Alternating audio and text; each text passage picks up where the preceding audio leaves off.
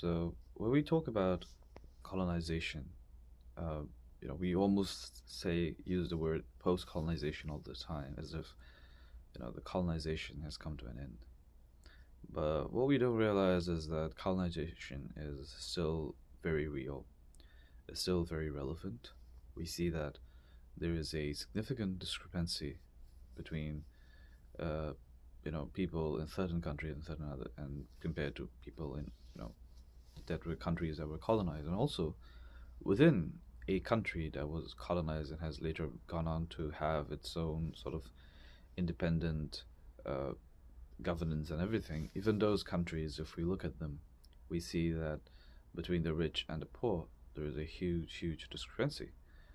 I mean, if we look at a country like India, oftentimes in the eyes of the Western world and in the eyes of lots of other people, they assume that just because most of the Indians look brown, so now India is back to the people. India is in this quote unquote safe hands. Like it has been decolonized.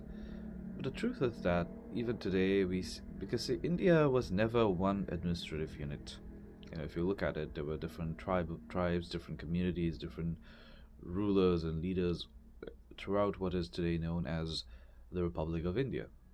So we see that even you know internal migrations, or what few regions dominating of other regions, these are all serious issues that India still faces.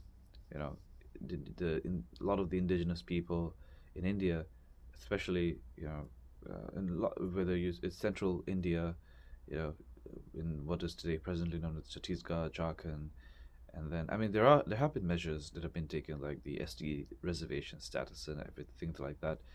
They are kind of deterrents, barriers to protect, but then they are also you know uh, you never know how far can they go, or in mitigating the challenges and completely eliminating the like the fear of disenfranchisement and stuff.